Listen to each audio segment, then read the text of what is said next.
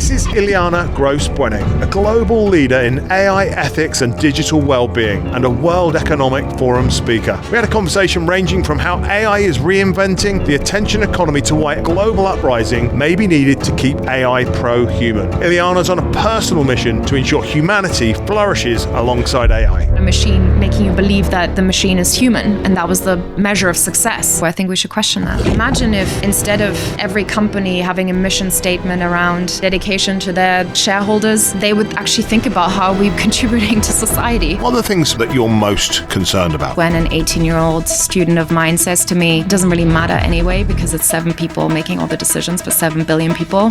The 3 things that you think people can do to improve their well-being by better using their technology. Wow.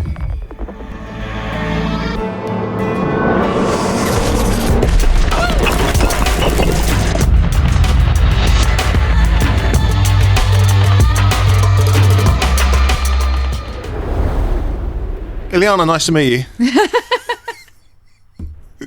Thank you for having me. Yeah, great. So tell us, how do you frame what you're all about?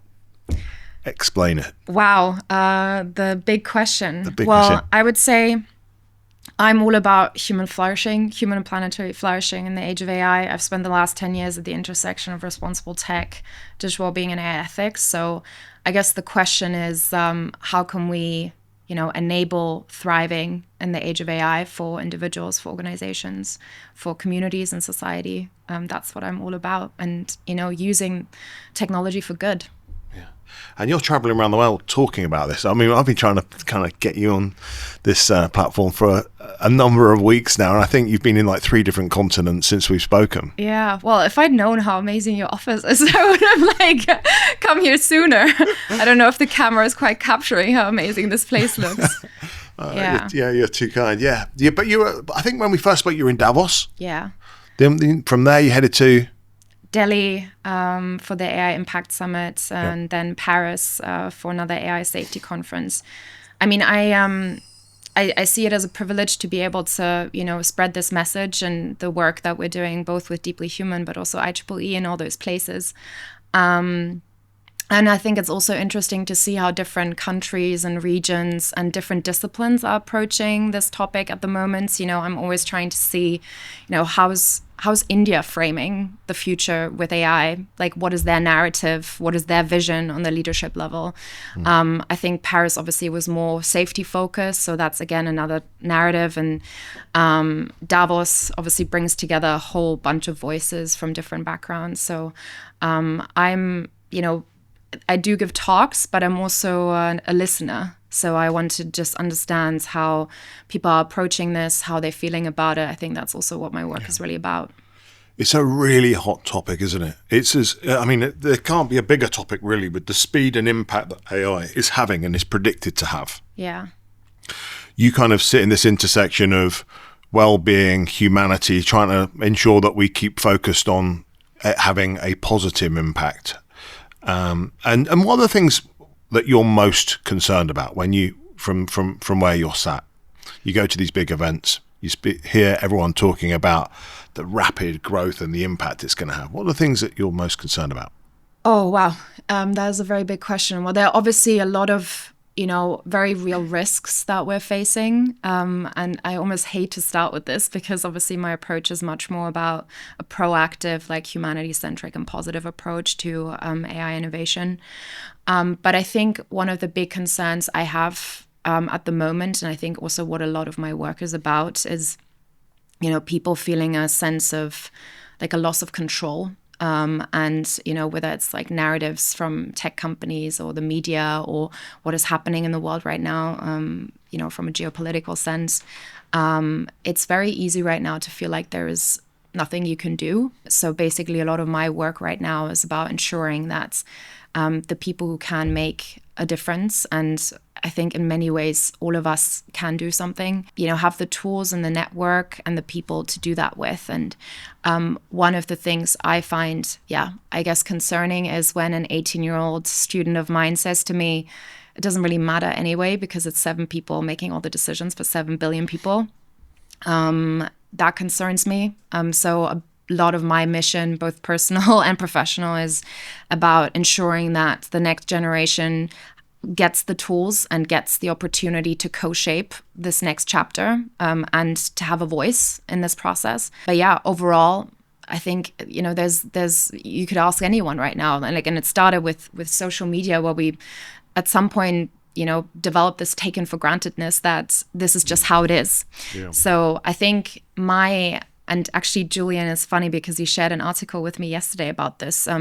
It's kind of an acceptance that is just how it is. That's what concerns me, that we might develop this when actually there's, this is probably the most important time to mobilize, to come together, to have a conversation, to share, our respective expertises, and to remember that this is not a time to sit back and just watch things unfold. This is a time to really step forward and say, I'm ready to co-create. Yeah. If you look at the big tech players, and if you look at the people which are right at the epicenter of this, so you look at Demis Hassabis, you look at Geoffrey Hinton, these guys who are right at the forefront of building these models, they are all kind of waving the flag, saying that more needs to be done around regulation, around awareness of the impact that AI can have.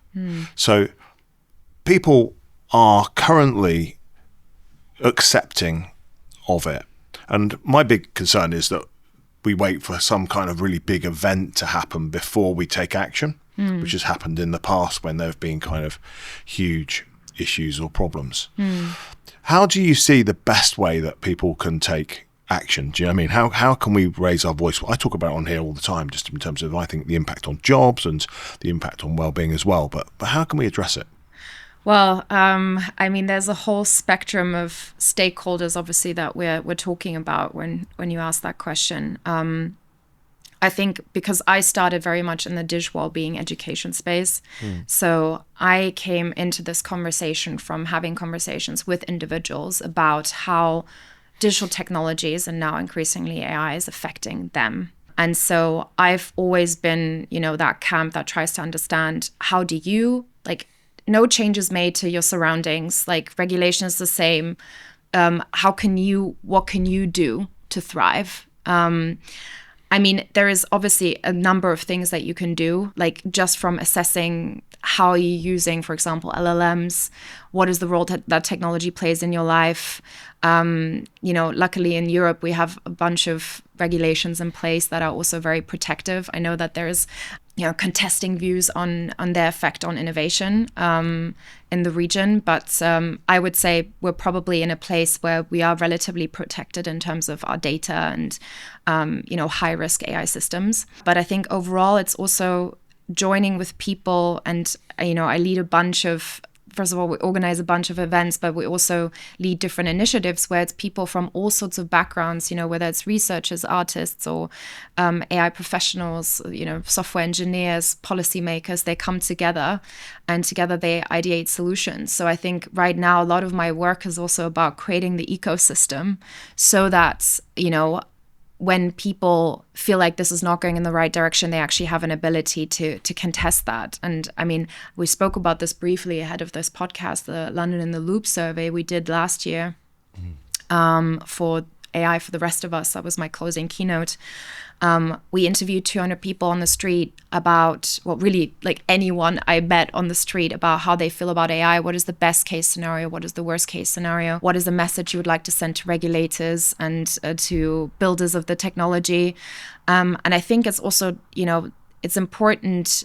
And again, this perhaps speaks to the importance of media and journalists, the responsibility that journalists also have in this time, because if people see in the news, 10,000 people fired because of AI, that will make it significantly harder for them to trust the technology and also the trajectory of this technology. So, to go back to your question, what can we do? It kind of depends on, as a policymaker, there's a lot you can do. As the leader of an organization, you can approach this responsibly. You can say, we don't just, I don't want to say AI everything, but it's we take a concerted and a humanity-centered approach to to this technology. As an educator, you can, educate yourself so that you can speak to your students about this. I think this is often also overlooked as the importance of communication during this time. I've worked with policymakers in Germany, for example, who have said that they're not even having the forum for this cross-sector, cross-generational, cross-discipline dialogue that is needed to together find the best solution. I mean, I think the number one thing I would say we shouldn't do at the moment is to sit back. I think this is a moment for also nuanced conversation, for educating yourself also about what these tools can do.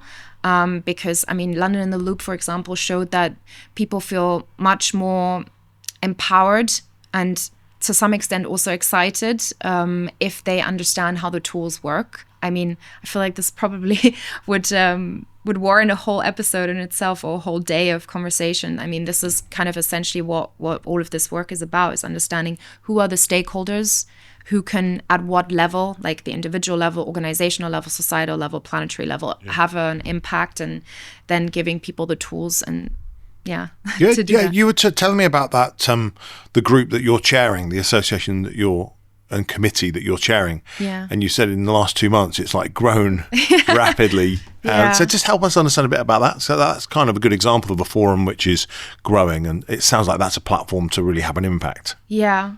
Well, IEEE is a technical membership association that's been around for a very long time. And they basically publish a lot of standards that software engineers and tech teams really look at. So let's say the Wi-Fi standard was published by IEEE.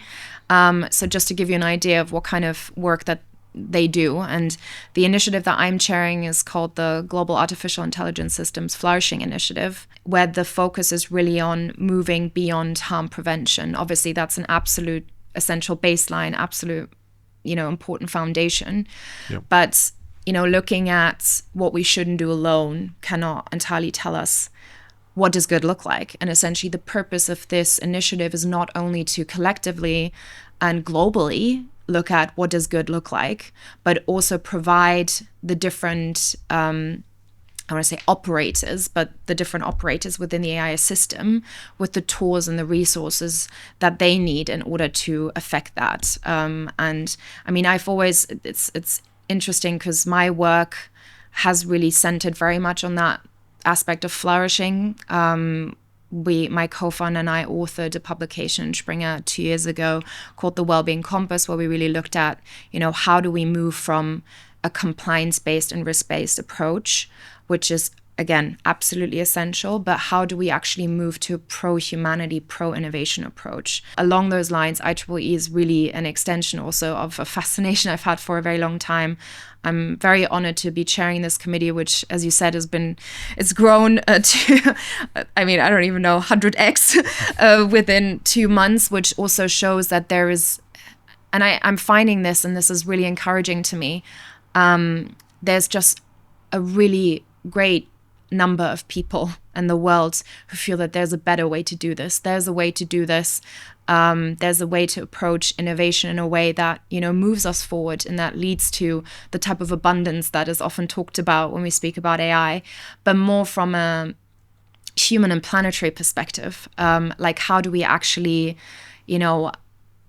approach this in a way that prioritizes people on the planet?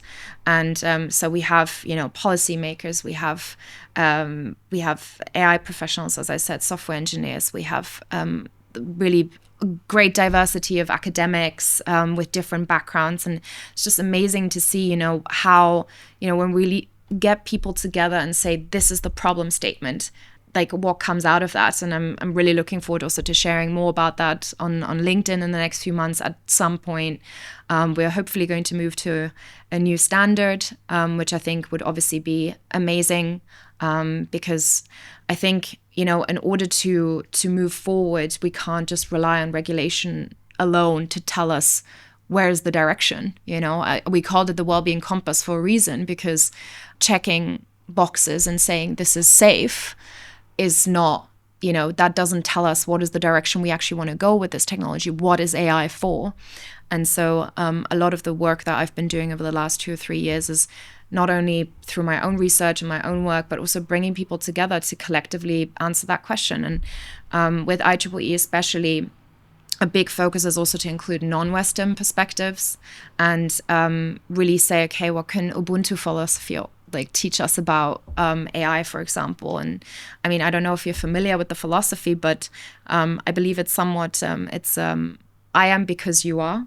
So it's all about that relational aspect. And, what does, that, for example, tell us about the role of AI in our lives? I was having a conversation yesterday with a friend of mine who was speaking about using AI to kind of amplify himself and not actually needing anyone else anymore. And that's, I think, a really interesting question, because to what extent do you want to amplify yourself so much that you can get a lot done?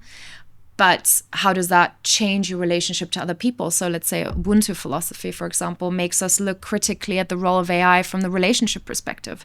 So really interesting work that I look forward to sharing more about in the next few months. I mean, we only just got started. It's already really amazing. Yeah, so taking a really philosophical kind of and much broader approach to it, rather than, say, just the regulatory perspective, which is what's required. So that's actually really thinking about and trying to think about the strategy of AI, how we apply it, where we apply it to, and try and provide this compass. The biggest issue that you've got, like you said earlier, is the fact that your student said there's 7 guys are out there which are steering the ship. And it's interesting, isn't it? There's a lot of talk about truth-seeking AI. But I sense that you're suggesting that truth-seeking isn't enough, that there's a broader design element to this. Go on, tell me a little bit more about truth-seeking. Well, just truth-seeking. So everyone says, truth-seeking being the fact that they want it to be as accurate as possible. So it's as efficient and as accurate as possible. So less hallucinations. Its ability to cut through and find out the right factual answers to stuff is the key. But what you're suggesting is that there's a broader. I think you're suggesting there's a broader aspect to this, which is, I've heard you say about embedding well-being into the design of it and being almost humanity first as well as truth first. Yeah. Well, I think sometimes we rush towards the shiny technical capability. Yeah. And I spend my time speaking to a bunch of different people. I have my VC friends, I have my investor friends, I have my very technical friends. And so, I can totally empathize with this idea. Oh my God, it's so cool that this is technically possible. Even the co-founder of DeepMind, Shane Legg, I believe his name is, he said, there is an opportunity here, but only if we channel that capability towards a vision of human flourishing that actually benefits people on the planet. And I'm not sure if this can be an afterthought. So it's almost like, and we've actually done this as an exercise with students. We asked them, think about, for example, create a digital wellbeing app. Think about the values that you want to promote with this app. Then think about the ethical considerations, things like safety, privacy, fairness. Basically, I guess the things that you would look at, we would say, okay, this falls into the regulation compliance bucket. And we found that, when you get people to think expansively about what is the good you want to promote, there's actually a bunch of things that, so many more value propositions that people come up with. So I'm a strong proponent of ethics as a driver of innovation, as well-being considerations also being a driver of innovation and actually enabling, a whole different set of value propositions that we couldn't have thought of originally. And that obviously has to come way before we think about, accuracy. And I think perhaps that's a conversation that should be had between the people who think about the accuracy and the people who come way before that. Now, obviously, when we're speaking about general purpose technology, that's, where responsibility is placed in terms of how that is then positioned in society. I think we can have a whole new conversation about that. But I'm a strong proponent of think about the value that you want to create with this from the very beginning, and how does it affect well-being? And by well-being, we're talking about a spectrum of things. Like, it's not just mental health. We're talking about, on a societal level, you could say well-being also means that you have a shared sense of reality, and you don't have polarization, and you trust the information that you see rather than fearing that this might be, AI generated or untrue. And I mean, this is, obviously another really big concern is the information that we're seeing right now on a societal level. It's splitting us apart. And so let's look at well-being from the start. How would we design it differently? The issue with that, though, right, is the fact that well-being will be determined differently in different cultures. Some kind of one-size-fits-all. It's going to be kind of tough, right? I think that's an opportunity. Honestly, this may sound like, when we started the work with the Wellbeing Compass and the research, I said to my co-author and now co-founder, I was like, imagine if instead of every company having a mission statement around, having their usual mission statements and then having their dedication to their shareholders, they would actually think about how we contributing to society. And I mean, the corporate social responsibility movements and the B Corp movement has already shown that there is there's an interest in that. I actually think, and the definition of digital well-being that we use in the article is Luciano Floridi and Christopher Burr's definition, which just says the impact of digital technologies on well-being. That's digital well-being. And you're like, okay, well, that's a bunch of things.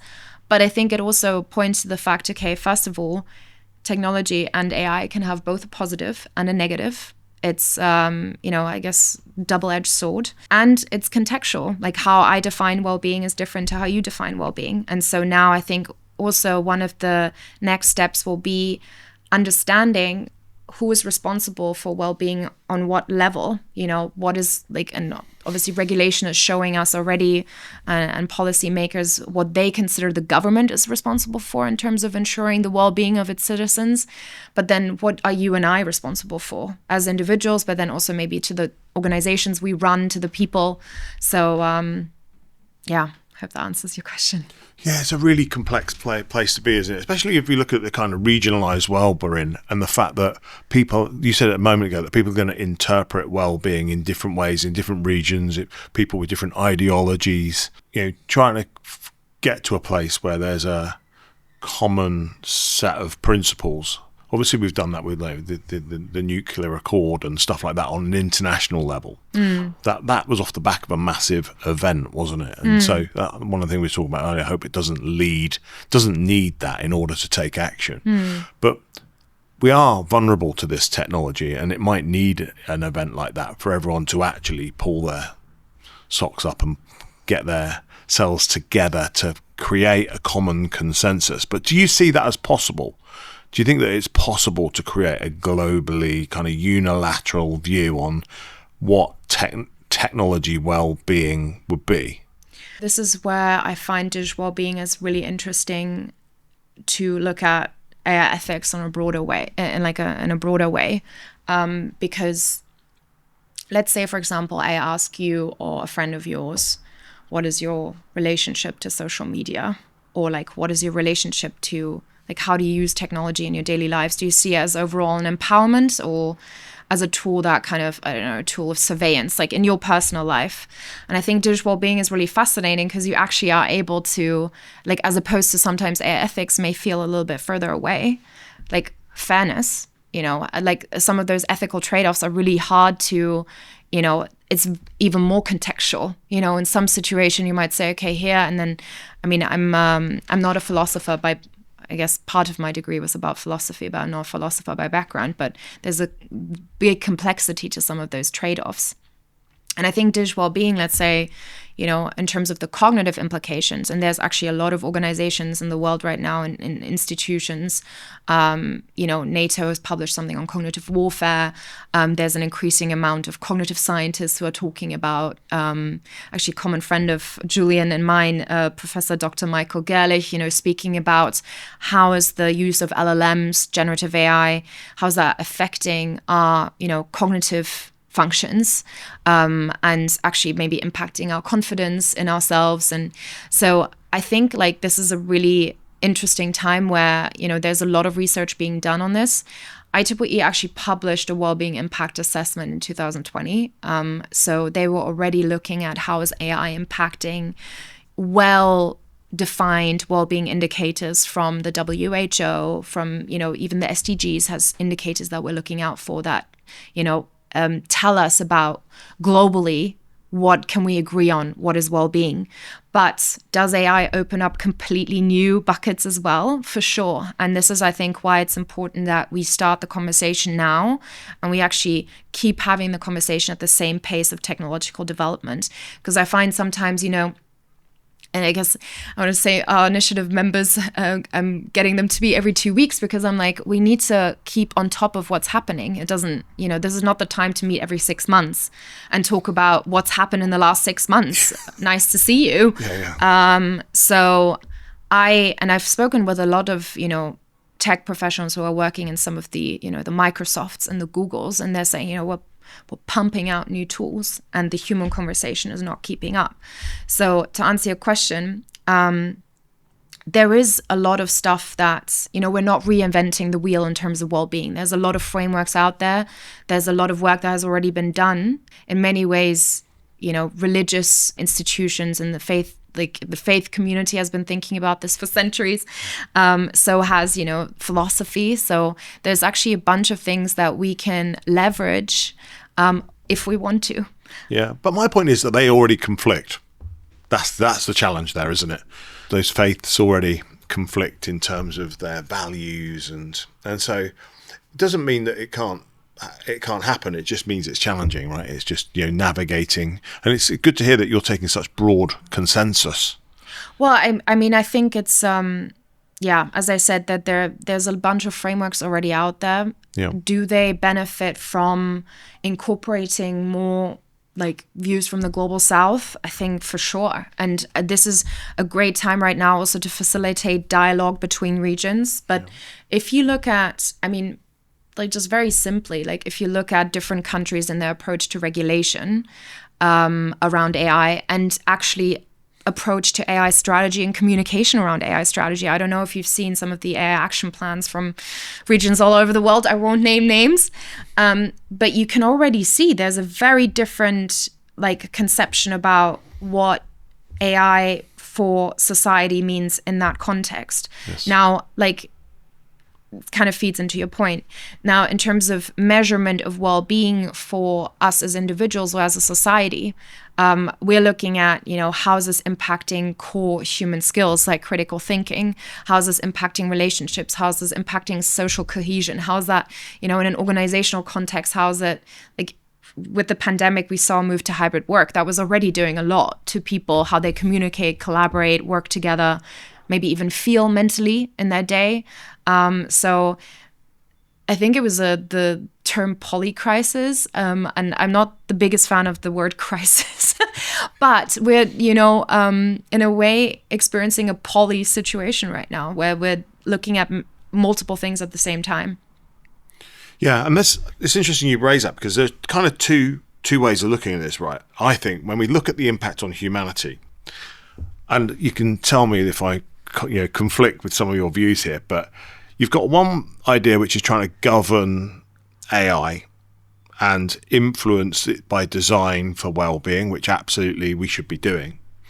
But I think there's no doubt that it's going to, in my mind, it's no doubt that there is going to be this separation of intelligent connection and human connection. And intelligent connection, in my opinion, is eroding human connection at the moment. By intelligent, you mean the human AI? Human to AI. Okay. Yeah, human to AI. So AI is replacing human connection. So, I remember having this conversation with people. A guy some time back, and he said, I'm a much better dad since ChatGPT. I was like, why is that? And he goes, well, just talk to ChatGPT, ask how to deal with this situation, and I can just do it.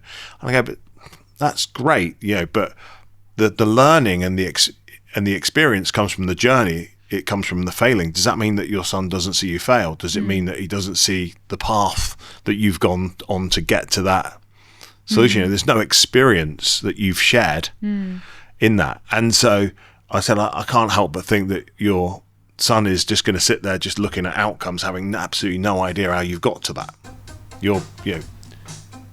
That's interesting. Oh, we've got some music. That's a first. Is that like how in some shows they're like, okay, you're done? You're out. The seat goes back. The time is up. That's amazing. No, it hasn't happened, has it? The room just felt like it wanted to contribute to the conversation. Someone's connected to the Bluetooth thing. I like it. Well, We're going to keep that in, Josh. I was in Delhi once for a wedding, and I airdropped a picture of me boomeranging in front of the Taj Mahal to a random guy in the room. Accidentally, it kind of feels a little bit like this. Yeah. Is that you? We're listening. Wow, that's impressive. Yeah. Did he literally show you that? Did the guy show you? Yeah. He was like, "Is that you?" That's fantastic. Yeah, that's or printing something like Bluetooth printer in the neighbor's house or something. We're currently listening to the hairdresser downstairs playing his music. So come back to that. So yeah, it's eroding human connection, right? Or replacing intelligent connection and human connection. It's replacing it.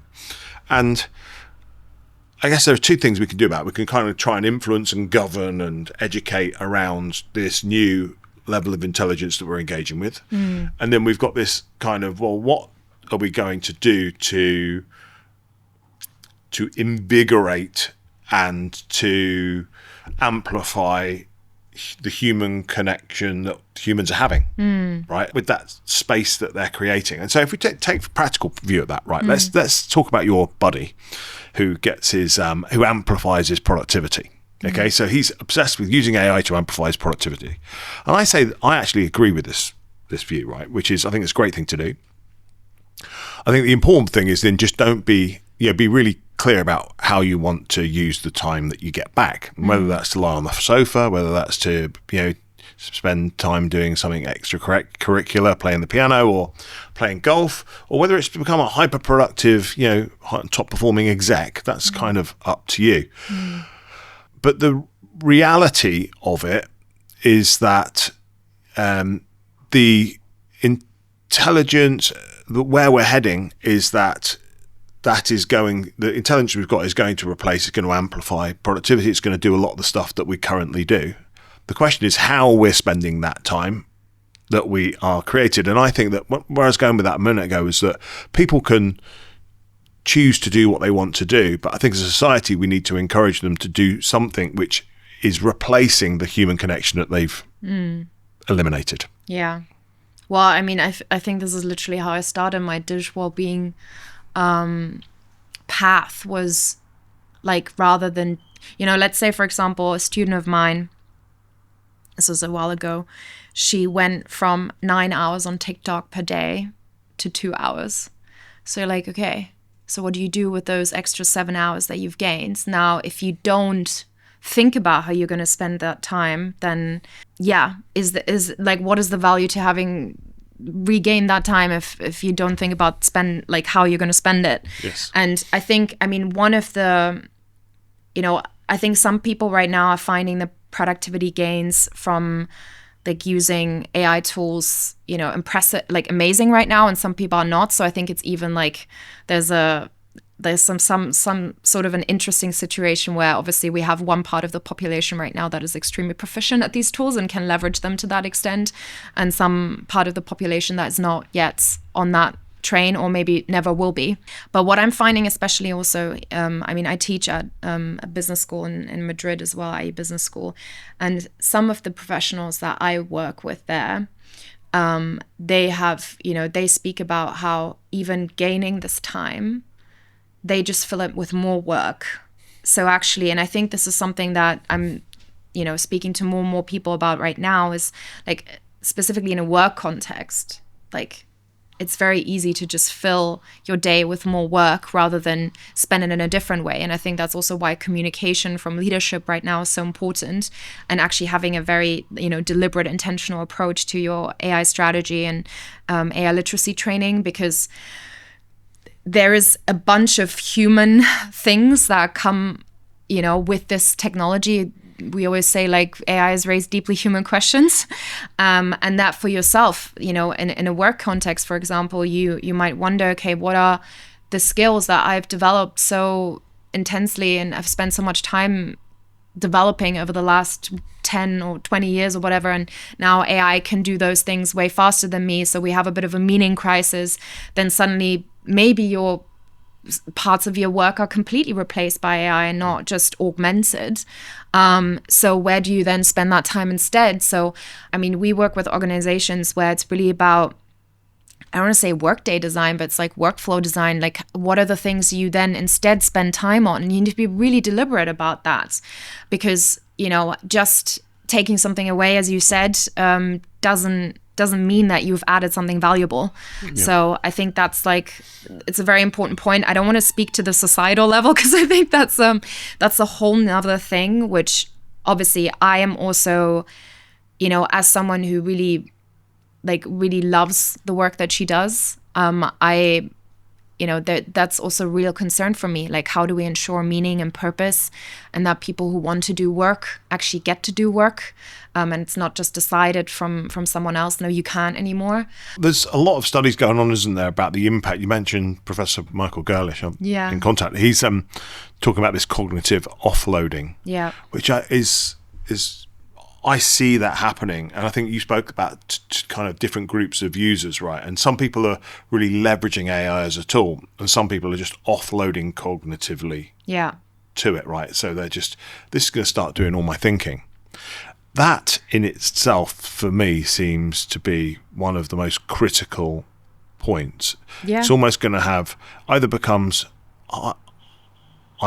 hyper productive, or I end up becoming like almost a social media impact, a mind numbing tool for me. Yeah. Well, Nicholas Carr wrote about this almost, I think, 2 decades ago in his book, The Shallows, where, he was speaking about the amount of information we're exposed to, but he said, we don't even have the capacity anymore to critically engage with all of this. So we just basically become passive consumers of information. And I think, when I started in the space, obviously from a digital well-being perspective, I was already looking at how does our engagement with digital technologies impact critical cognitive functions? And you might say, okay, the amount of information, for example, is leading to less information being stored. Like, there's only a certain amount of information that you can store in your short-term memory before it gets processed into long-term memory. Yep. Now, this is not happening anymore because we have a constant influx of information, never taking time to process that information. So basically, that information that never reaches our long-term memory, that place where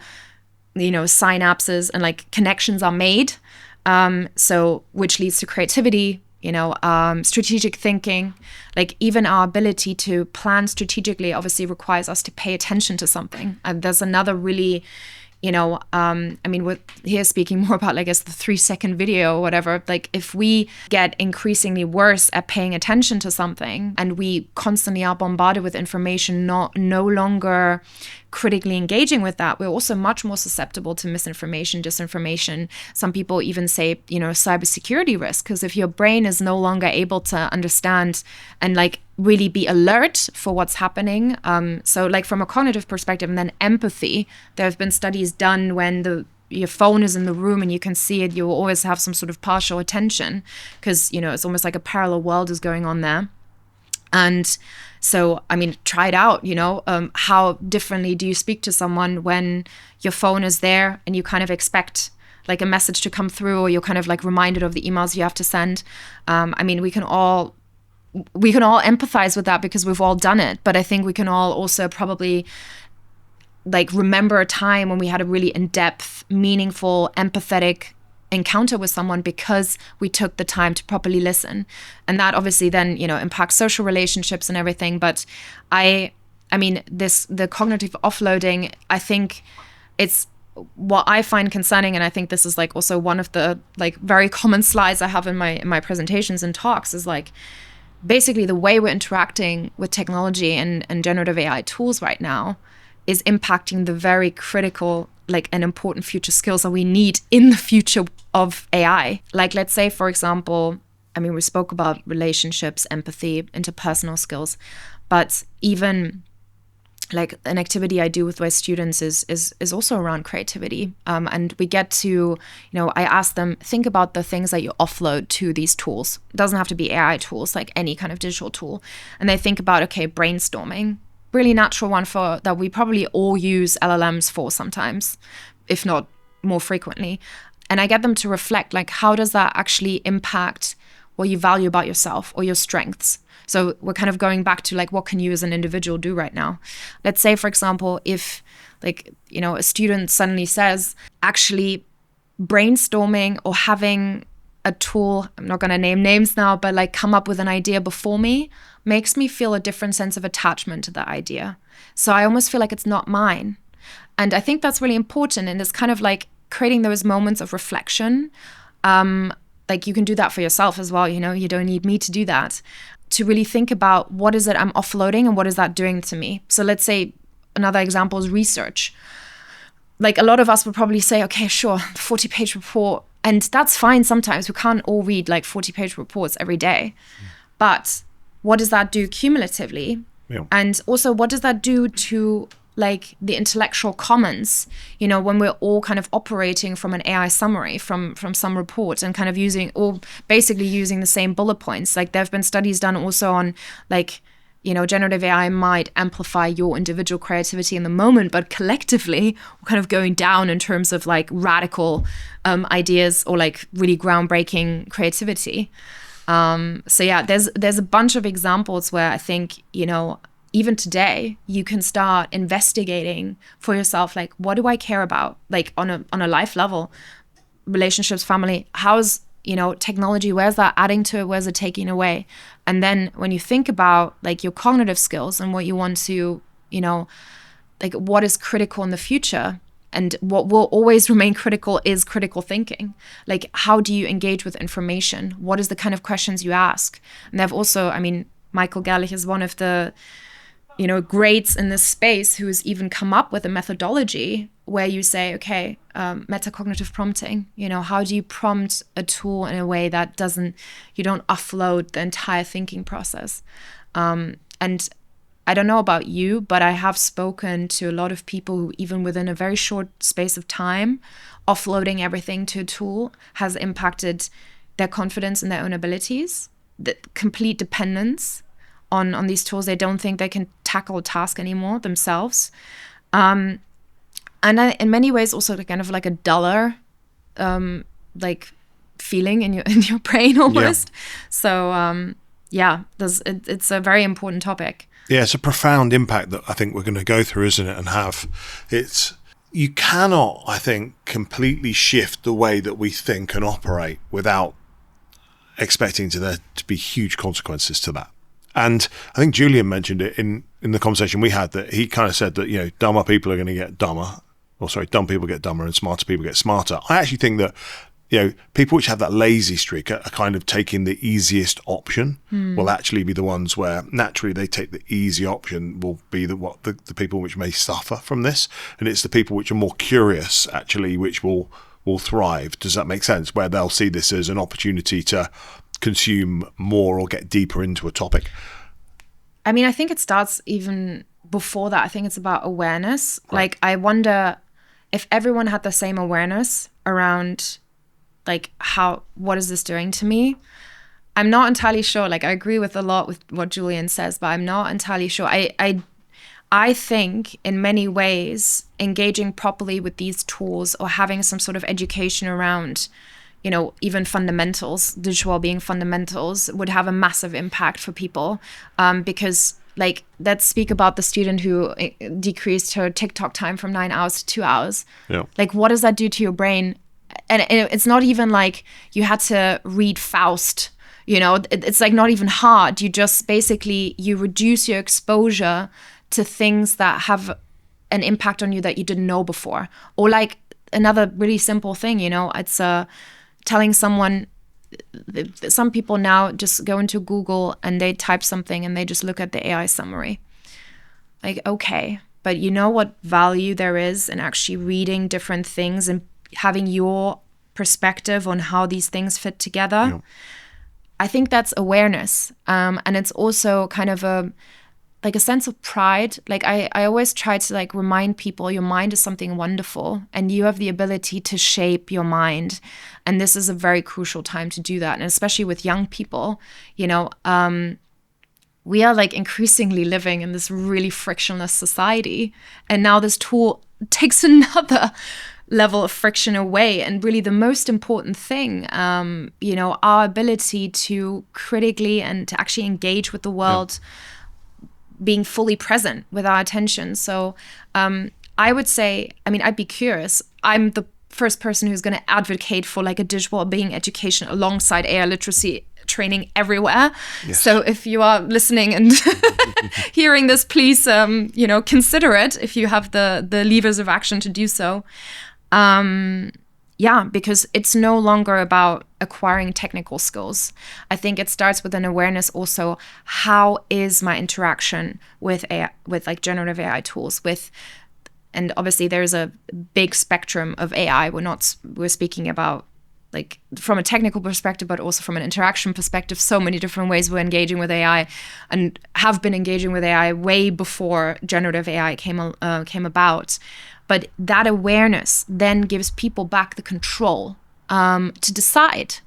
And in many ways, I think actually the sense of control and understanding and transparency is what then gets people excited again. Like I had someone I worked with who really came into my workshop and said, I have a phone with 2 apps on it. I hate technology. And I'm like, welcome to the course. And after 6 sessions, she said, like, her feedback to me was, first of all, the last session, we looked at different scenarios in the future and how actually from a digital wellbeing perspective, it might be the best way forward. And, everyone was sharing their perspective on completely autonomous agent doing everything for you to, I guess more drastic scenarios. And we were looking at these hypothetical scenarios and some of them not even hypothetical anymore.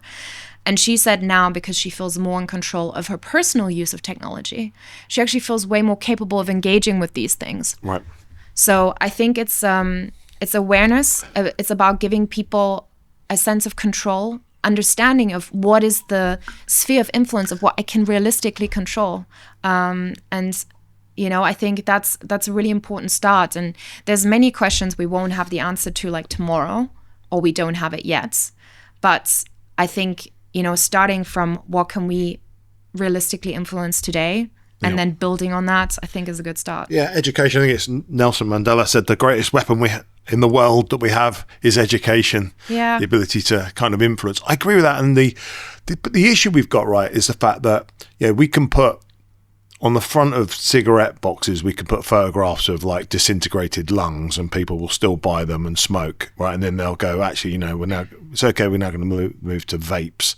And there's loads of stuff that's out there about the impact of vapes, and people are vaping, sitting there chugging away. This is great. I can now do it indoors or in my office secretly or whatever it is. And I'm not denying that education has to happen, but it's about also understanding the fact that there will be a huge part of society which will not be educated, which won't be accessible. Like those 200 people that you spoke to in the street, only a proportion of them their awareness will educate and inform their decisions, right? Other people will just take the easiest route to access the resources that are available to them. And the biggest issue we've got is that this stuff is so accessible. Yeah. It's unbelievably accessible. Yeah. Well, I think 2 points here. One is that pretty much what you're describing is the reason why my digital wellbeing and AI ethics trajectory went the way it was, moving more from like individual, I don't want to say individual, but individual intervention to like, I guess in digital wellbeing, we would call it user-based strategies. So you and I, how are we engaging with these systems, to a more systemic approach, because, it's kind of like how you expected to, when there is, I guess, so much expertise and, money put in on that side to ensure a certain outcome that is not conducive to your well-being, how you expected as an individual to take all of the responsibility for how you use these tools. And so I 100% agree with you. That's why it is, this is a collaborative effort. And with all of responsible AI practice, like we repeat again and again and again, the reason why we have to have different disciplines come together right now is because this is like a most urgent time to move beyond the silos that we sometimes operate in, because AI is also, it's not a technical matter. It's like there's many questions that are raised that we need to address together. So first part of your question is, and that's why we need to all play a role. And it's critical that those different actors come together, and it's not, the responsibility is not all just placed on people. But the other thing, and this is perhaps more of a digital well-being point rather than an AI point, is what I always loved about this work was that the effect was almost immediately there, So let's say you can immediately, okay, I'll give both an AI example and a social media example. Like you can immediately feel if you reduce your screen time from 9 to 2 hours, you can immediately feel that in your brain. Like the reason why I got into this space, or why I got fascinated in this space, is because I gave up my phone at a silent monastery in Nepal for 11 days. And that was 11 days. And I was like, wow, I completely, like my brain feels so different. And so this is like from a digital well-being perspective, what I love, like, is that I can tell you a bunch of things and you go home and the next day you will tell me, and I've heard this from, government leaders to 16-year-old students, wow, I didn't think this would have such a strong effect. And so this is, I think, what we need to remember is that there is a very complex situation, and there's many actors that need to, be mobilized in order to, like, collectively for humanity ensure that AI is beneficial. But for you personally to have, like, feel more present in your life from a well-being perspective, you can do that very quickly. Even just applying some of those metacognitive prompting principles, even feeling like you have a sense of control of how you're using this tool, even like understanding, okay, I'm actually using this to amplify my mind right now and not to just offload. Now, like with anything, and, obviously educators really need to, like, they're having this conversation all the time at the moment. What happens now with students who normally wouldn't even pass, but they're putting this prompt into generative AI, and it's like they're producing these essays and everyone's kind of passing now, but we know that it's not really their work. Like some of that plagiarism probably would have happened even without these tools. And I know that, this is perhaps not the most popular thing to say, but it probably would have happened. But yeah, in a way also it's making us reconsider and think, okay, how do we have to evolve, like education system, like governance, how we are operating as a society with this technology. So yeah. Well, we're so early, aren't we? I saw a little an image, a diagram only yesterday, which kind of had the whole world in pixels, on the screen. And then it showed the number of people which are really engaged with AI. And it's just such a fraction of the total population, global population. So we're really early on it. And I think when I hear you talk about those things, I totally agree with you. The interesting part is that I think it's highly likely that AI gets to a place where it understands, and there will be models that are available that understand how to engage with their users to stimulate the right neural and social impacts, actually. There's no reason that won't happen, because I was talking about the truth seeking, and I actually had a conversation with my CTO last night, and we were debating the fact that agentic systems effectively will become goal seeking. So you've got truth seeking, then you've got agentic systems which are goal seeking. They're being designed in order to achieve a goal, whether that's an AI lawyer or whether it's an AI operating system like mine. It's really a goal seeking. It's not today, but when autonomy really deploys and what we're building, it's goal seeking. But there's no reason why, and in that debate that I had with him, there was a really interesting part, which was where I said, well, let's think that someone set their goal, okay, and they've told their LLM that I want to hit target this week on my sales target. I'm halfway through the week, I'm not on my target, I'm behind. And then I tell my autonomous personal assistant to book a 4-hour lunch tomorrow with my buddies, okay? And 4-hour lunch. Yeah, exactly. Yeah, I mean, I'm sure there are people that do this, but this is a hypothetical, right? But anyway, let's just suggest he does. at that point in time, how do I want my personal assistant to respond? And so my CTO was a bit like, well, I want him to book the lunch. And I was like, I don't think we do. I think we want it to book the lunch. We want to go, look, booking the lunch, but just so you're aware, I don't think that's going to help you hit the goals this week. Right. And he's like, really, people, you just want your bot to do what you want it to do? And so that's a bit like what you're saying, actually, where if you can embed well-being into the goals of AI, which is absolutely achievable, reasonable. It could also be down to the consumer to choose a model or a tool that actually has the well-being goals and that I feel are needed to me. They could even be prescribed to me. Yeah. Well, it just kind of reminds me of a conversation I had with a friend about, I guess, hedonic living versus eudaimonia. So, and kind of long-term, like your long-term goals, sometimes what you want to do today is not entirely conducive to what you want to reach, like the goals that you want to reach in the long term. But yeah, I think well-being theories broaden our perspective. And I mean, it's almost like an acknowledgement that technology and now AI it's not an isolated part of our lives anymore. It's not like, I mean, when I grew up, I had a Nokia, I had at some point an iPod, and it felt like it was like, it was still kind of additional to my life. It wasn't a really core aspect of it. Now, obviously, healthcare, education, like how our democracy is working, like basically everything that is so, essential to our well-being. And the OECD actually also recognized that in their Going Digital roadmap. In order to ensure a positive, inclusive digital economy and society, we need to start measuring some of these things because this is no longer an isolated part of our lives. And I think it starts with that acknowledgement and this kind of move fast and break things mentality. It's like, sure, but you're reaching 100 million people in 2 months, It's like there's a certain responsibility now suddenly when you think about how many lives are you actually impacting in the shortest amount of time. The reason why we're charting forward with regulation is because the majority of the companies who have that sort of impact on people are not recognizing their responsibility. Interesting space, huh? Really interesting. You mentioned measurement earlier. What did you mean by that? Are you thinking about it in terms of agreeing the kind of framework to measure what impact AI is having on humanity, on people? Well, I mean, multiple ways. I think it starts with acknowledging that the metrics of success that we have right now are maybe not conducive to well-being and maybe don't tell the whole picture.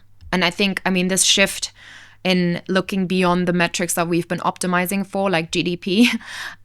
So economics is already acknowledged. There would be many economists who would say that GDP is an incomplete measure of the health of a society. Yep. And donut economics, I'm a big fan of that. But there's also, the Bhutan Happiness Index, and there's like so many different measures. And basically in the field of economics, there's already been an acknowledgement that we need to move beyond the metrics that we currently have. Now, I think in technology it's the same. If we keep looking for efficiency and scale and speed and everything, it's, first of all, that's very short-termist. And doesn't acknowledge like the long-term externalities of those tools and of the technology as a whole. But it's also incomplete. And so what I'm really advocating for, what we are advocating for, whether it's with IEEE or with deeply human innovation, it's looking at more human-centered ways of measuring success. And it even really starts with the question, what does success look like? We did a really fun campaign with this last year at a conference in Athens. We called it Metrics with a Soul. And we went around, you can see I do these things. So I just love walking around, asking random people for their opinion. And obviously that conference attracts a certain audience. So we had a lot of technology professionals, a lot of entrepreneurs, a lot of VCs, investors, and asked them, so how do you feel about the future? And, the range from 1 to 10. And then how optimistic are you about the future was the question. And then the other one was, how visible is your impact to you? And you can imagine that, let's say, a founder, the impact of what they're creating is much more visible to them than, let's say, someone sitting in customer service. And we actually found, it was with 45 responses, it was slim, but there was a statistical correlation between optimism towards the future and visibility of your impact. And when we asked people if you can measure anything, and I'm saying, sorry for saying the word tech bro, but even some of the tech bros were like, hugs given, smiles, like people's happiness. Like, if you can measure anything with the technology that you're creating, what would you want to measure? And I wasn't sitting next to the people when they were answering the survey, so this was really done in private. Okay. And so you actually understand, like, what is the difference if you communicate success in the technology space a little bit differently? If you bring more of a human component, like, and I was having conversations with people about, like, what would that do to engagement? Like, let's say you actually, as the person sitting in the customer service of a health tech startup, if you understood, what are the real people's lives that you're touching, in what ways? Like, what would that do to how connected you feel, how purposeful you feel like your work is? And this is just, one example. Metrics of the Soul was like I was about to actually bring you some cards. I apologize. I will send them after. The Wellbeing Impact Assessment, for example, from IEEE, that was kind of an initiative that and the standard was all about, how do we go beyond GDP? Like, what are the metrics we're not capturing yet, but that are absolutely essential to also document and start optimizing for the, like, plethora of ways in which this technology is impacting us. Because unless we put unless we put it on the map somewhere, it will probably just be like a vague, estimate. Oh, I feel a bit like this, or so I think there's multiple ways in which metrics are relevant. First of all, they are a representation of what we value.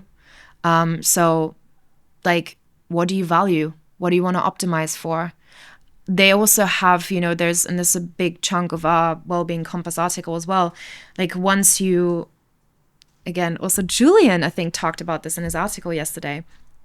Once you decide on a metric, and that becomes kind of the day-to-day, you start questioning that metric. You forget that actually it's a proxy for something else. So even like the people, there was I think the global head of engagement from YouTube, forget his name, but he was saying, if people watch more YouTube, that tells us that they like their content more, and this is what we want to achieve. Now, obviously, you as an individual may suddenly watch 8 hours of YouTube per day. Is that conducive to your well-being? So that is, for example, a metric where, it started with a good intention. That was the best proxy we had maybe for understanding, do people like this? But I feel like there's so many more ways now. And, don't get me into business models, but I think metrics play a huge part in this, because they give us an opportunity to say, what do we value and what are we working towards? And then also an acknowledgement that sometimes it's almost like those metrics start to become, first of all, something we're gaming towards. So we optimize for something that may not have been the best proxy in the first place, or we forget what this was really about.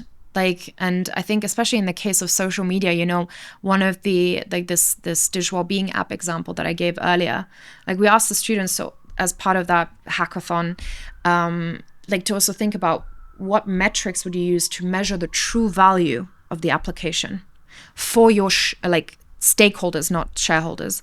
And suddenly, if you actually get people to start thinking about what would be a better measure of value, they probably come up with a bunch of different things. Yeah, nice. I like it. And that's a really good lens to look at it through, isn't it? And actually, that seems achievable, right? So actually, when you think about that, coming up with a globally agreed framework to measure the impact of technology on neurological impact, on well-being, that seems like a sensible, achievable kind of thing to say. Actually, look, guys, you now need to publish. You need to publish on quarterly basis, the performance of your models against these scientifically driven criteria. And there are already many benchmarks which are set, you are right around kind of productivity, but also around intelligence levels, right, of these models. So there's loads of criteria, humans last test and intelligence test, and there's loads of different criteria that they're using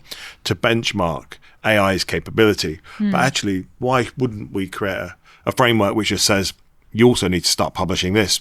Does it stimulate the right neurological pathways, or does it shut them down and people start to kind of numb their brains? Because the way in which they apply the answers, and we've seen that, haven't we? Just ChatGPT just telling you how fucking great you are. Do you know what I mean? Oh, brilliant idea. This is fantastic news. Crack on, and it's like, that is not the device that people need. Yeah, well, that is a metric. For example, if engagement is the metric, that's the model you're going to get. The model that will keep you there. I want to it's interesting because just going back one step, I mean, even something like the Alan Turing test. I was in Bangkok last year for the UNESCO Forum, and Jason Lanier talked about how actually don't we think it's kind of absurd in a way that the whole field of AI is based on deception. So it's like about a machine basically making you believe that the machine is human, and that was the measure of success. So I think it's like maybe something to also think about. It's what kind of role do we give this tool? And again, there's many versions of it in our world right now. And I think it's always important to separate AI and generative AI and all of these different tools. But yeah, I think it's a testimony to the importance of metrics, because if engagement is the goal, you're going to end up with these tools and probably also a larger investigation of what we consider success. Because if it's a tool that makes us feel like we're speaking to a human being, then that's going to be the measure of success. So I think we should question that. Yeah, and it's going to be indistinguishable, isn't it, soon? In fact, it's not going to be indistinguishable. It's going to be indistinguishable through voice and via video and tonality and all these types of things, but it won't be indistinguishable by intelligence, because it'll know everything, which obviously humans don't. So it's kind of, but in terms of our ability to build relationships with it, okay, and I think a guy who worked for me mentioned that a friend of his has got a really unhealthy relationship with their AI, really leaning into it and confiding about some personal problems that they have, and becoming highly addicted and dependent on it. And we've seen that in the press just recently with OpenAI and a suicide case, and lots of, there are going to become so many examples of this. And we've seen it with the social media echo chamber, where that's quite clearly unhealthy, but has not been governed really anywhere near to the degree it should have done. Yeah. Well, I mean, I think you're already kind of seeing a difference in the models. Like some models, when you speak and prompt and the way the model is engaging with you, it's almost like, I don't want to say so clinical, and the way the language is, there is no way, unless you almost like hijack that language, that you could mistake this for a conversation partner. Yep. Whereas other models make it easier to start relating to it emotionally. Yes. Now, whether that's the intention, yeah, it's interesting. I mean, to be honest, I sometimes have these experiments, and yesterday with ChatGPT, I just put in like, what is a healthy way to engage with you? Because I was just, there's a lot of, sometimes I just ask ChatGPT these things, like, what is the most human-centered way to develop AI? Like, it's almost like wondering what is almost the philosophy you've been trained on, or what is the design behind you, like behind the tool.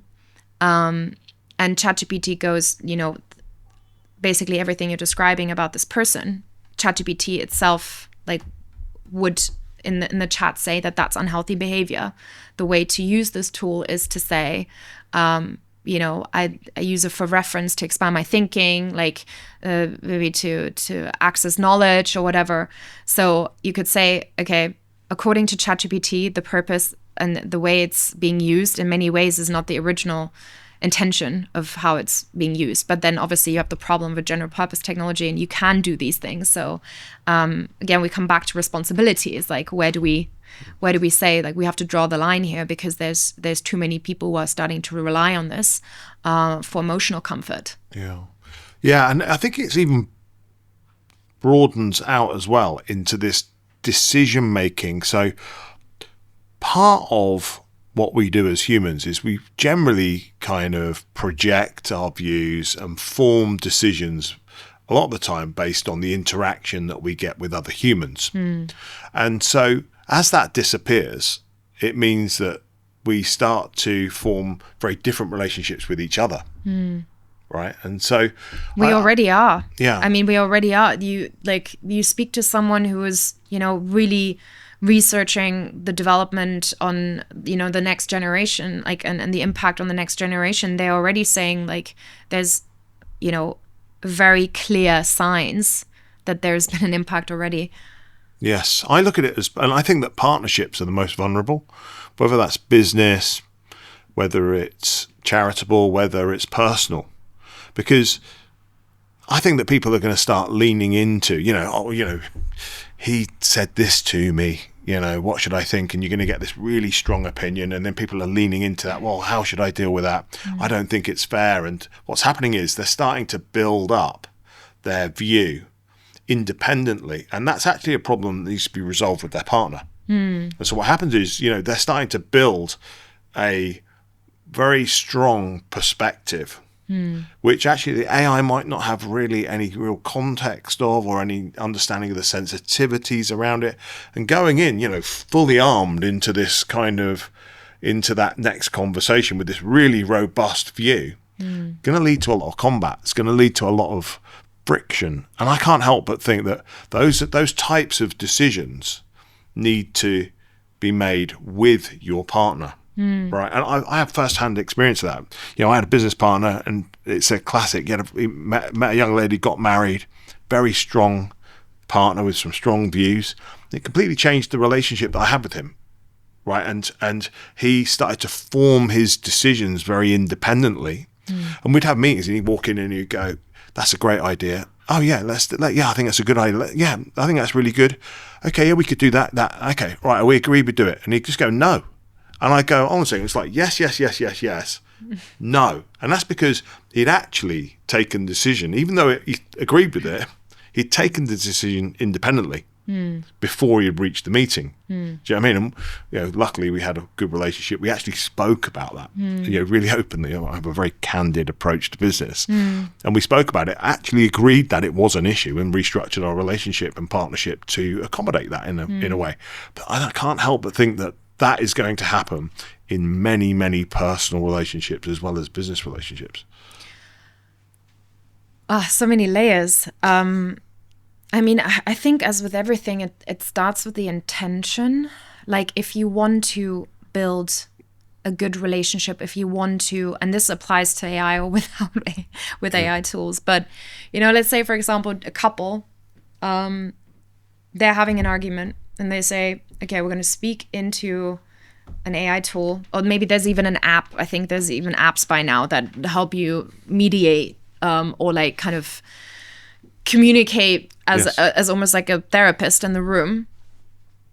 And so, but the intention is, right, why are you doing that? Similar to how you would have an open conversation, is because you want to fix something. So I think it doesn't, like, in this case, probably AI, no AI, whatever there is like, if there is an intention to build a good relationship, then you will use the tool to that end. You will use also maybe your communication skills without the tool to that end. And I mean, this, in a way, we're speaking about something we spoke about earlier, which is that, we're replacing human-to-human connection with human AI interaction. And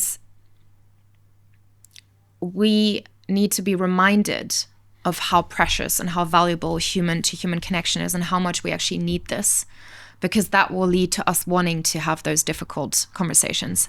If we just feel, okay, I don't even need it because I have all these tools available to me, I can do it myself, or don't even need this friend because I can speak to ChatGPT, or, so in a way, and I think my grandmother would probably be shocked that we even have to say this out loud, but like, we have to remember the beauty and the importance of like what happens when two people sit in front of each other and have a conversation, open up, listen, and the value that comes from that interaction versus engaging with a chatbot that only tells you what you want to hear, but definitely there's like, was it mirror neurons? I'm not finding the right words right now, but there is something biological that happens when two people interact.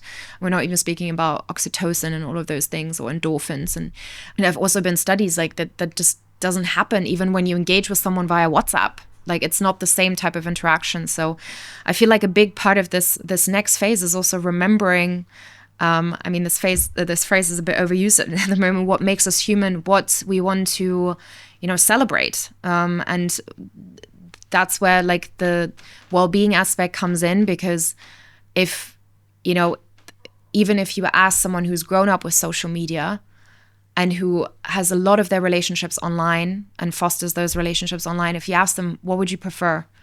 Speaking to your friend via TikTok or like Snapchat, or spending time with them in person? That person would still say, unless they're, shy, and this is one of the only ways in which they can engage with other people, but they would still say, I want to be with people in the real world. I want to hang out with my friends. So yeah, I think lots to be learned. It's almost inevitable, and I know you're going to hate that word because it's like, it's not inevitable, we can do something about it. Oh, and it gives me energy, that word. Yeah. I'm like, let's get to work. Yes, yeah. And it's like, but I think it's inevitable that we're going to end up with personal assistants, right, which are agents, okay? And we are already, but that their capabilities is going to evolve. I think it's a really nice lens to think about the fact that we weave well-being into their goals and into the way in which they engage with us. And I think the quicker we get onto that, the better.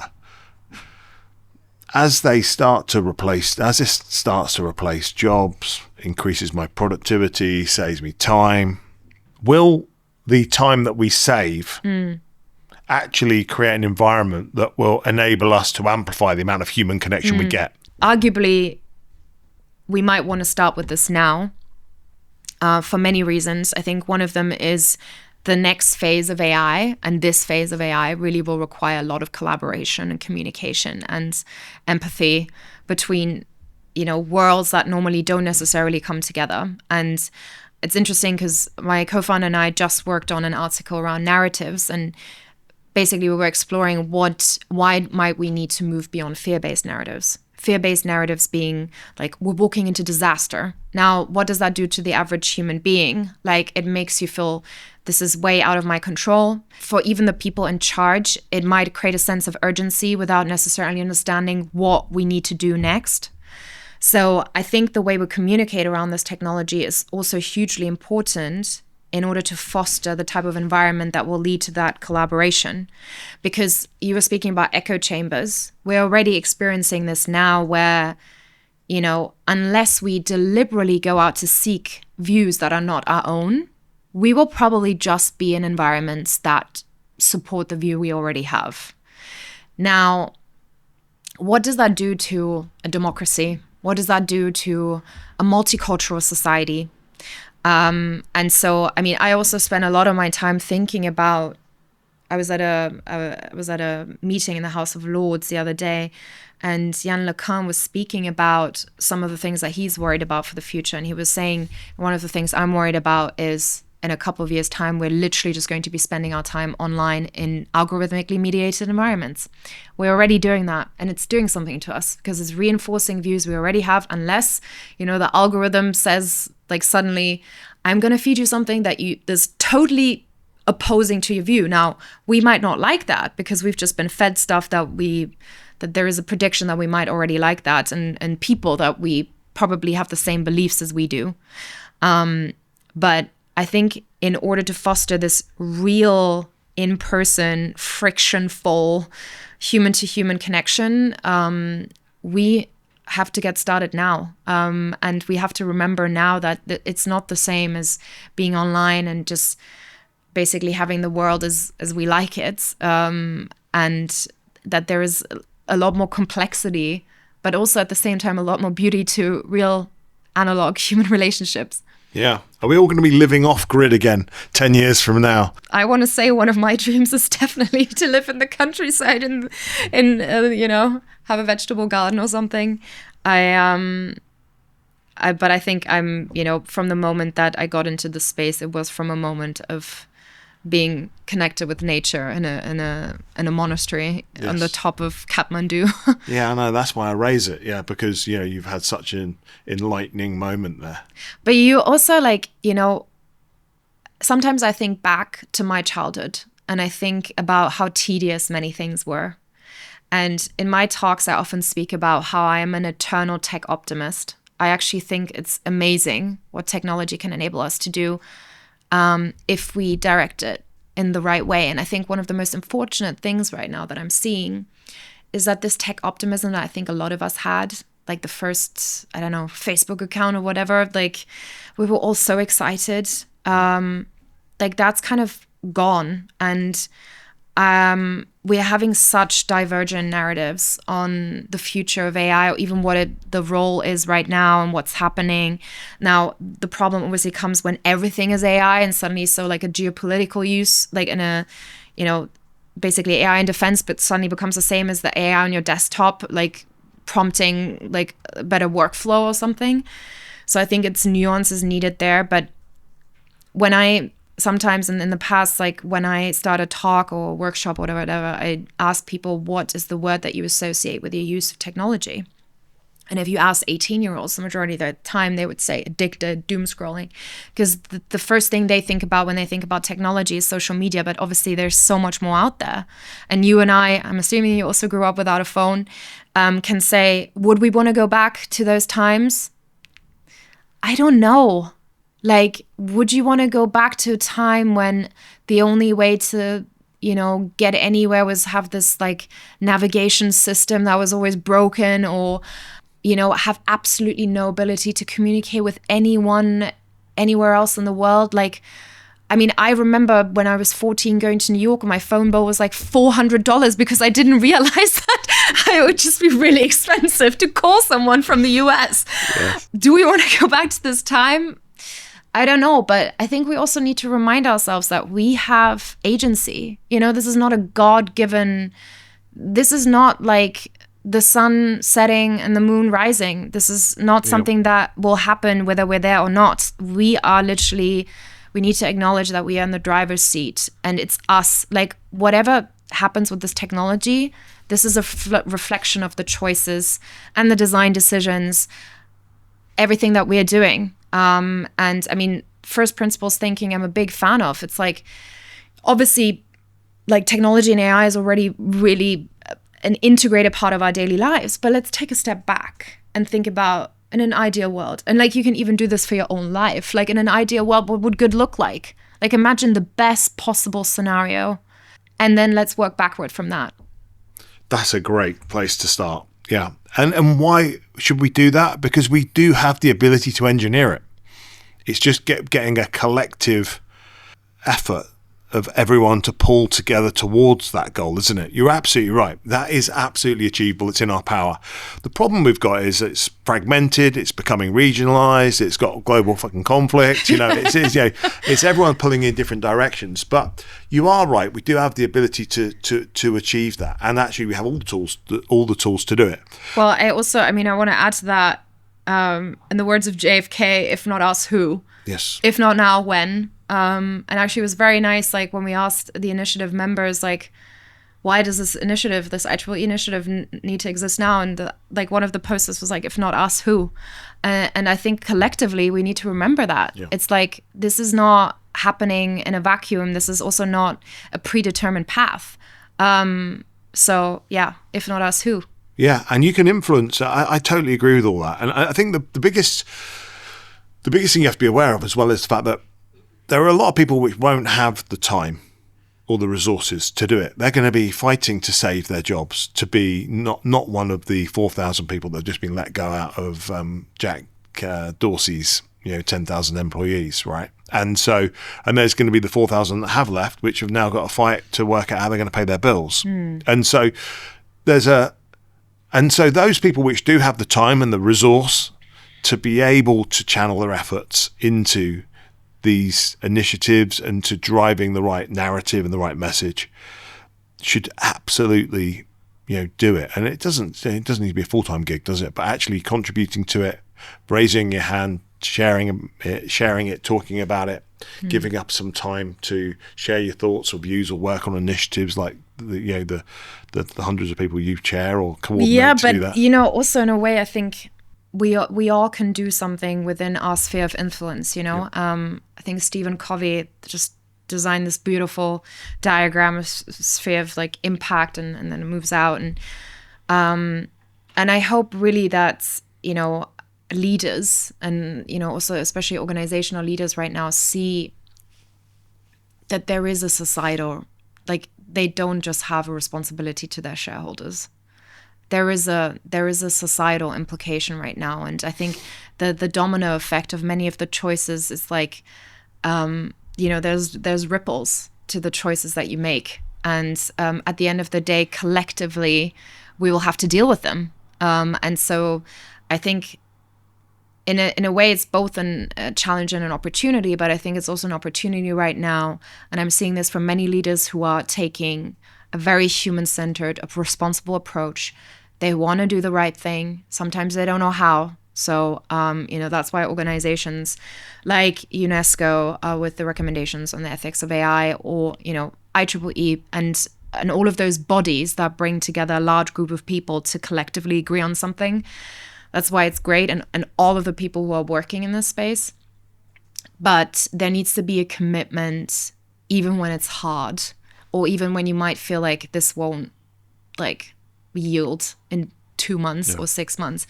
It's like, it's hard sometimes, obviously, when you're dealing with, short-term incentives and long-term implications. And I think everyone recognizes that challenge, but we have to recognize that this is not a situation where everyone can just do as they please, because otherwise we will end up in absolute chaos. Yeah, and you are absolutely right. Again, I will walk away from this conversation, and that conversation I was having about goals last night with my CTO, I will be factoring in well-being goals. I'm so happy to hear that. Yeah, I will be. It immediately got me thinking, and I think it's highly relevant. There's no reason why we can't factor that into the way that our agentic system operates and supports people. And so you're right. The awareness of it is critical, and some of these things are low hanging fruit, and we've seen it, like you said, there are all different CSR initiatives, we've seen mental well-being initiatives, we've seen DEI, all these other things which have launched and people have applied them, even in their really busy schedules or hyper competitive environments, or whilst they're fighting for survival in performing as a business. But it needs state sponsorship as well. It needs education sponsorship, it needs everybody, like you say, to kind of get behind it. And I do like the idea that you mentioned about the framework, the numbers, actually working towards a global standard of actually how do we recognize the neurological, sociological, physiological impacts? How do we measure that? And actually, can we start to give just a very simple set of criteria, which we go, right, guys, need to start publishing these. In fact, we don't even need them to publish it. We need the community to publish the findings of the models on those criteria. Well, I mean, funny you say that, because this is actually something we're working on with Deeply Human, but more to come soon. And I think, just to add to what you just said, we need to remember that whether we do this research in a corporate setting or on the streets of London, people are feeling a lot of things right now. And in order to get anyone to do anything or to move forward, you need to build some sort of psychological safety. And that starts with trust. There's a bunch of research out there as well around what destroys trust, and what is the state of trust in the world right now, which is obviously not great. So in a way, I mean, you're operating in the health tech in the healthcare sector. So this is that is a crucial space to create trust first with your patients, then, clinicians, everyone involved. Like trust is the glue that holds everything together. But even like for organizations operating in any space, like the Idemont Trust Barometer, if we look at some of the figures there, actually when leaders have a vision of the future that you buy into, then people are more likely to adopt autonomous intelligence systems. So there's a bunch of like, I want to say facts, but insights where you might say, okay, this is important to have as a human conversation. This is important not to just like waltz through on top of people and just make top-down decisions, just be like, you get your act together and just come along for the ride, because there will be resistance and you won't actually leverage the full potential of this technology. And again, that applies no matter where you go, like in an education setting, in a corporate setting. If people distrust something, if people distrust you, if people don't believe, and trust me, I've heard so many people describing a vision of the future that I don't believe in, and I'm like this is one of the first questions I ask now. Describe to me what flourishing means with AI in the future. Some people who are very important don't have an answer to that, and they are the one deciding on this trajectory. And I think actually as leaders today, one of the first things they need to do right now, as hard as it is, because obviously there's many factors and variables we can't predict, but start thinking about a vision of the future. Like even if it's starting from the company values you already hold, and say, how can AI actually support us delivering on that mission, on those values for our people and also for society? And I think this is one of the, I don't want to say absolute no-brainers, but we're not starting from zero. And I think this is sometimes what happens when you hear the word AI. Is like everyone's like, oh my God, it's like complete brain erasure. Like it's almost like nothing is there anymore suddenly. It's just panic, FOMO, all these emotions suddenly there. But start with what you have, and like in your case, relationships very important. Well-being will only be, I don't want to say a trust factor, but will be conducive to building that sort of trust.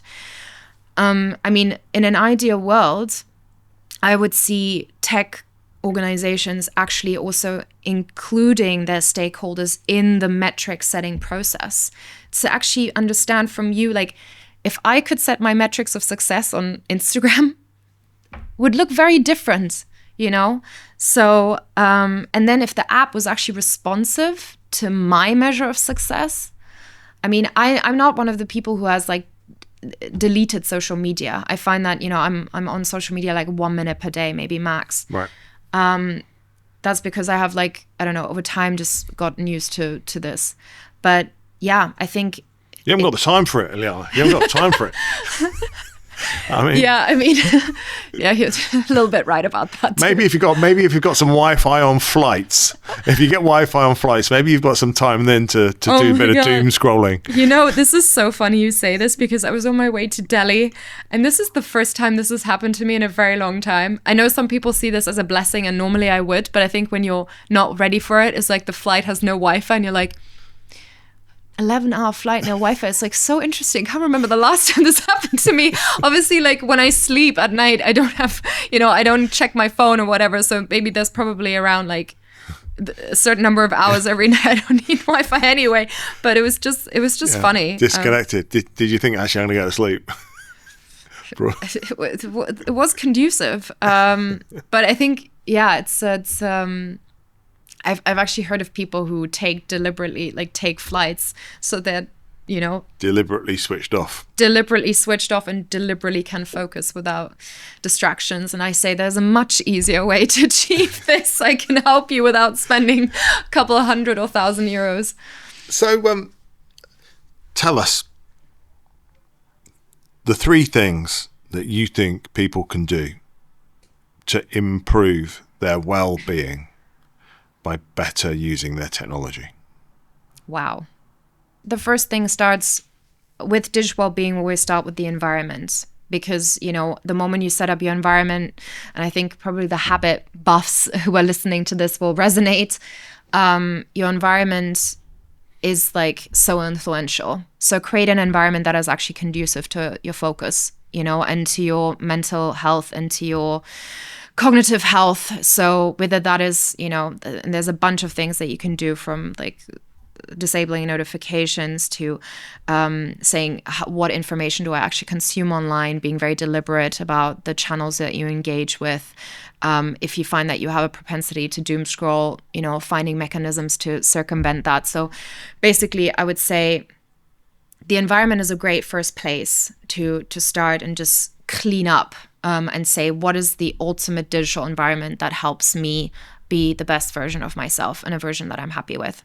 The second one, and I think this probably is around the narratives bit, question the narratives that you're seeing and try to understand, like we call it narrative leadership, like for yourself, like self-leadership, but also for other people around it. This is a time where it's very important to be very deliberate about the words that we're using, because any word right now leads to a cascade of emotions for the person in front of you, or the people that you're reaching.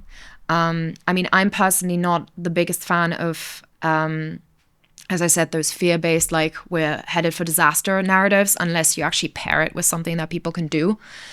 So I think, like, what is the story that you're telling, and what is the future you're creating with the narrative that you're, first of all, consuming, but also that you're sharing with the world. And then lastly, although probably I'll go away from this conversation and think, oh my God, I could have said so many other things. I think this is a time to where it's very easy to feel out of control and to feel worried and to feel like things are happening that you have no control over. So I think this is a really important time to take care of your well-being. Yeah.